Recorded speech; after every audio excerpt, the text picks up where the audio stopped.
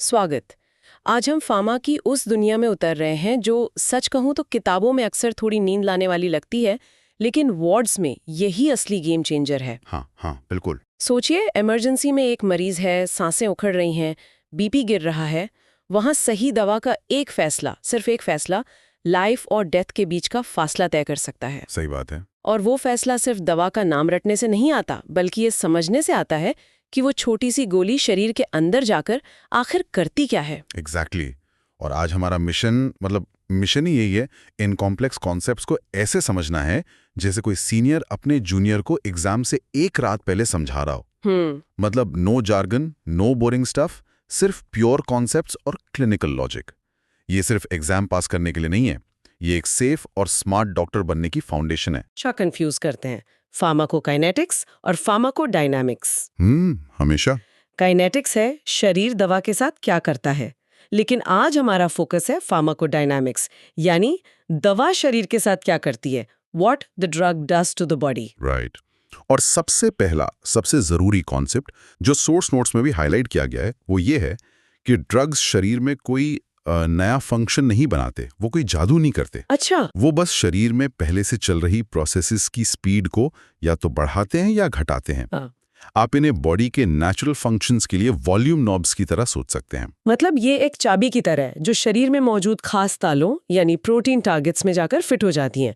और हमारे नोट्स के हिसाब से ये ताले यानी टारगेट्स 4 मेन टाइप्स के हैं। हाँ, और इन चारों को समझ लिया तो मतलब 90% दवाओं का एक्शन डीकोड हो गया। पहला और सबसे फेमस है रिसेप्टर्स। हमारा ईआर वाला मरीज याद है? मान लीजिए उसे एनाफिलाक्टिक शॉक है, हम उसे एड्रेनालिन देंगे। वो एड्रेनालिन जाकर सीधा बीटा रिसेप्टर्स पे बाइंड करेगा और हार्ट रेट को किक स्टार्ट कर देगा। That's a classic receptor interaction. Okay, so receptors are the communication hubs.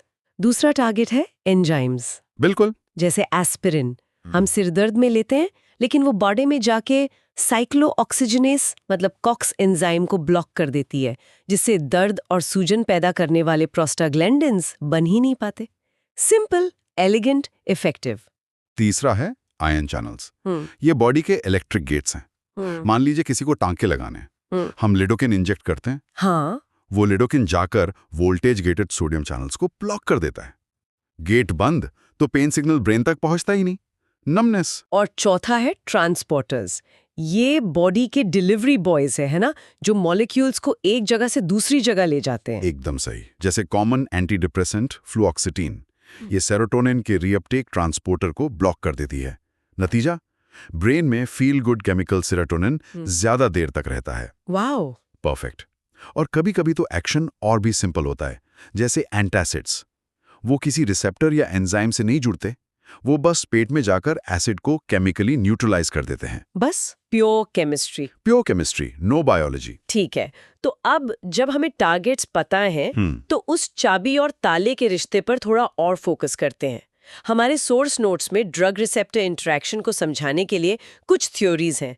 पहली है ऑक्यूपेंसी थ्योरी, जो सुनने में काफी सिंपल लगती है कि जितने ज्यादा रिसेप्टर भरेंगे उतना ज्यादा असर होगा। ये थ्योरी एक कह सकते हैं स्टार्टिंग पॉइंट थी, लेकिन ये अधूरी थी।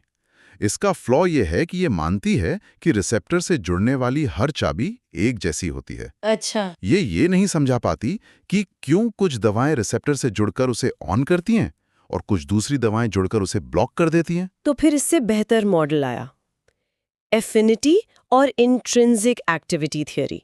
ये 2 शब्दों पर बेस्ड है। पहला है एफिनिटी, मतलब दवा की रिसेप्टर से चिपकने की ताकत। हाई एफिनिटी मतलब फेविकॉल का जोड़।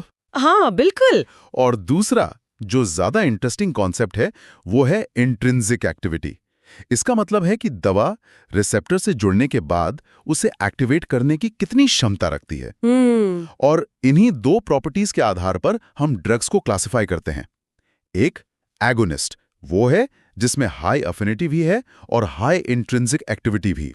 वो रिसेप्टर से जुड़ता भी है और उसे ऑन भी करता है, लाइक एड्रेनालिन। और एंटागनिस्ट वो है जिसमें अफिनिटी तो है, वो रिसेप्टर पे जाके चिपक जाता है, लेकिन उसकी इंट्रिंसिक एक्टिविटी 0 होती है। 0। तो वो बस ताले में जाकर बैठ जाता है, उसे घुमाता नहीं और असली चाबी को भी अंदर नहीं आने देता। एग्जैक्टली। बेसिकली अ ब्लॉकर। एग्जैक्टली। और ये समझना कि कोई ड्रग एगोनिस्ट है या एंटागोनिस्ट, ये क्लिनिकल प्रैक्टिस का कोर है। अब अगर हम इन रिसेप्टर्स के टाइप्स को देखें तो ये बॉडी के कम्युनिकेशन नेटवर्क को समझने जैसा है। हमारे नोट्स में 4 मेजर फैमिलीज बताई गई हैं और उनकी स्पीड में जमीन आसमान का फर्क है। हाँ, सबसे पहले और सबसे कॉमन है जी प्रोटीन कपल रिसेप्टर्स, GPCRs। इन्हें नेटवर्कर्स कहा गया है। ये सेल मेम्ब्रेन को 7 बार क्रॉस करते हैं। इनका काम करने का तरीका थोड़ा इनडायरेक्ट है। दवा यानी फर्स्ट मैसेंजर बाहर से रिसेप्टर पर बाइंड करती है, जो अंदर जी प्रोटीन को एक्टिवेट करता है, और वो जी प्रोटीन फिर एक सेकंड मैसेंजर जैसे CAMP बनाता है। ये चेन रिएक्शन कुछ सेकंड्स लेती है।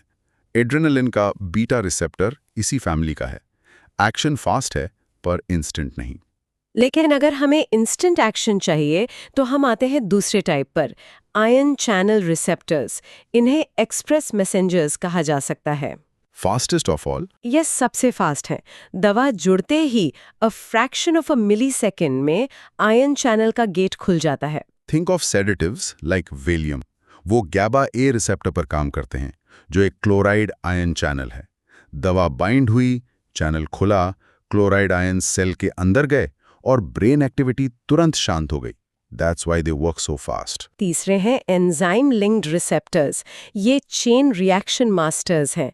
इनकी स्पीड GPCRs और आयन चैनल्स के बीच में होती है मिनट्स टू आवर्स। इसका टेक्स्ट बुक एग्जाम्पल है इंसुलिन रिसेप्टर।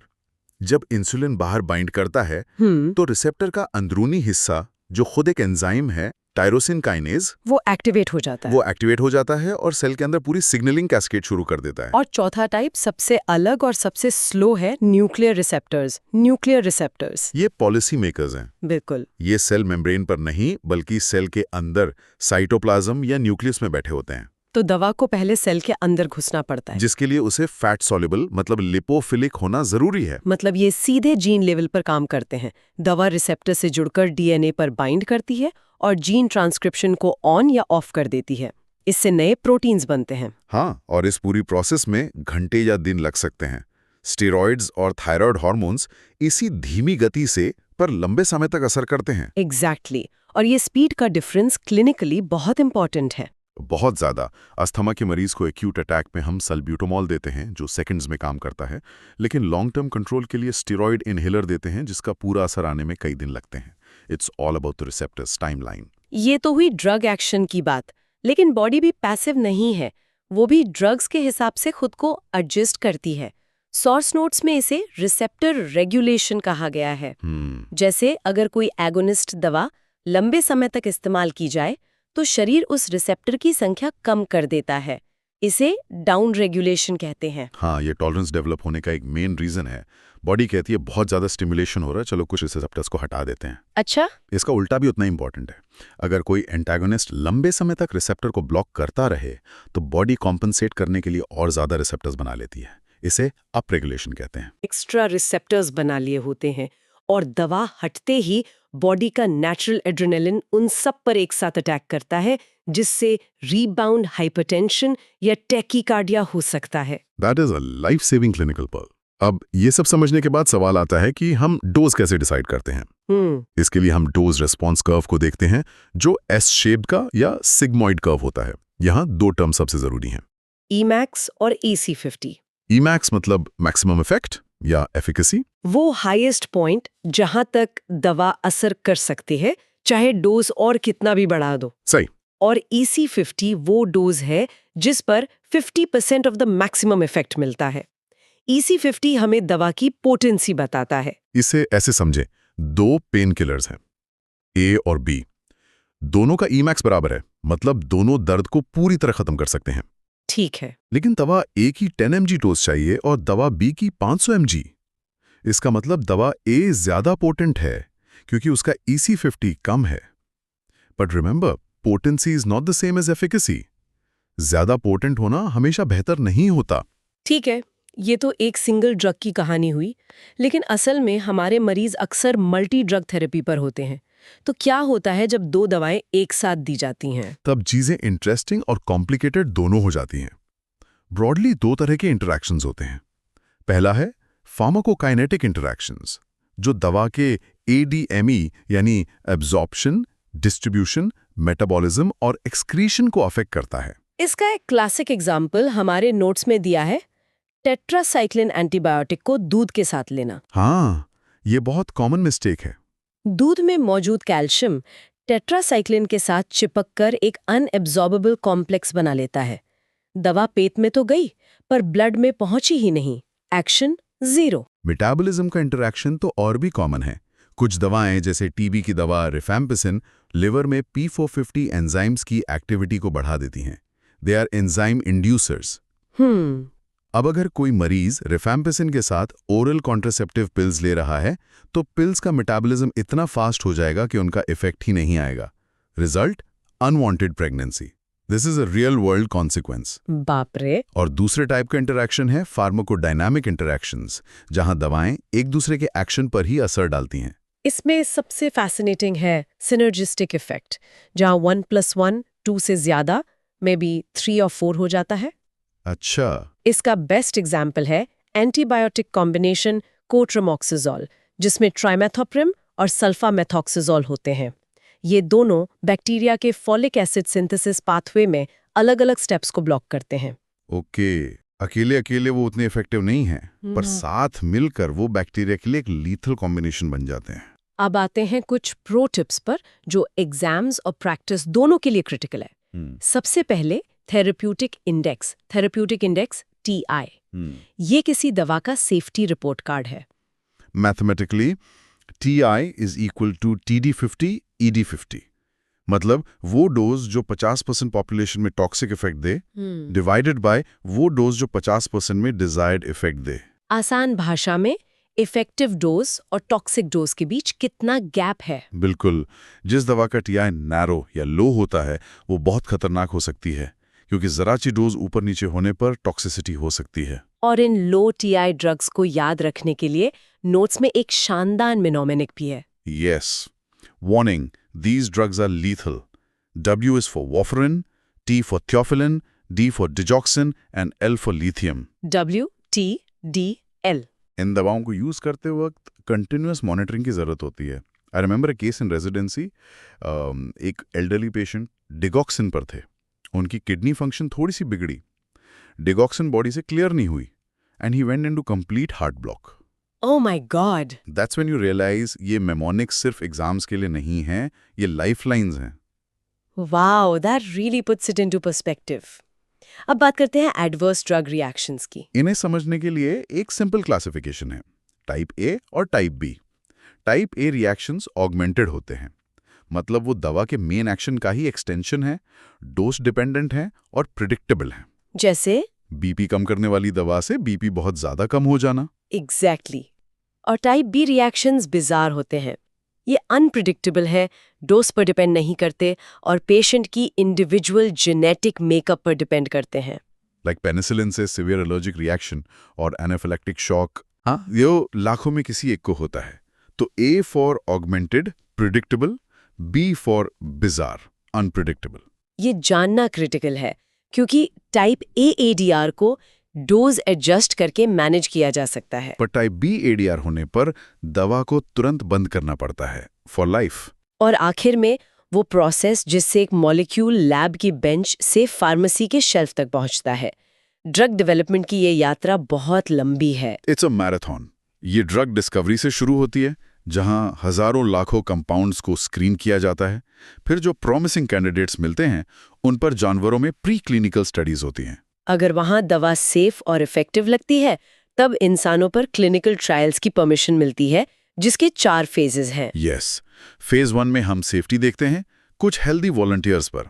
फेज 2 में हम पहली बार पेशेंट्स में इफेक्ट और डोज रेंज देखते हैं, एक छोटे ग्रुप में। फेज 3 सबसे बड़ा, सबसे महंगा फेज है, जहां हजारों मरीजों पर ड्रग की एफिकेसी को एग्जिस्टिंग ट्रीटमेंट से कंपेयर किया जाता है। यहां सक्सेस मिलने पर ही ड्रग को मार्केट अप्रूवल मिलता है। लेकिन कहानियां खत्म नहीं होती है ना? Not at all. मार्केट में आने के बाद शुरू होता है फेज 4, जिसे पोस्ट मार्केटिंग सर्विलेंस या फार्माकोविजिलेंस कहते हैं। अच्छा। यहाँ लाखों लोगों पर दवा के लॉन्ग टर्म इफेक्ट्स और रेयर साइड इफेक्ट्स पर नजर रखी जाती है। कई दवाएं इस फेज में फेल होकर मार्केट से वापस भी ली गई हैं। तो आज के सारी बातचीत का निचोड़ क्या है? हमने फार्माकोडायनामिक्स के कोर प्रिंसिपल्स को समझा, ड्रग्स कैसे काम करते हैं, उनके टारगेट्स क्या हैं, डोज रिस्पॉन्स का क्या मतलब है और एक दवा की सेफ्टी और डेवलपमेंट की पूरी जर्नी क्या है। ये नॉलेज बेस है जिस पर सेफ एंड इफेक्टिव प्रिस्क्राइबिंग की इमारत खड़ी होती है। ये हमें हाउ के साथ साथ वाई भी बताता है। क्यों एक दवा काम करती है, क्यों साइड इफेक्ट्स होते हैं और क्यों हर मरीज यूनिक होता है। और जाते जाते सुनने वालों के लिए सोचने के लिए एक सवाल। हमारे सोर्स नोट्स में ड्रग एक्शन को इफेक्ट करने वाले फैक्टर्स में जेनेटिक फैक्टर्स का जिक्र है। ये हमें फार्माकोजेनोमिक्स के फ्यूचर की तरफ ले जाता है। जरा सोचिए, एक ऐसा भविष्य जहां अगली प्रिस्क्रिप्शन एक स्टैंडर्ड डोज चार्ट पर नहीं बल्कि किसी की यूनिक जेनेटिक रिपोर्ट पर बेस्ड हो। वाओ! जहां डॉक्टर को पहले से पता हो कि कौन सी दवा किसी पर सबसे अच्छा काम करेगी और कौन सी नहीं। ये दवा देने के तरीके को कैसे बदल देगा।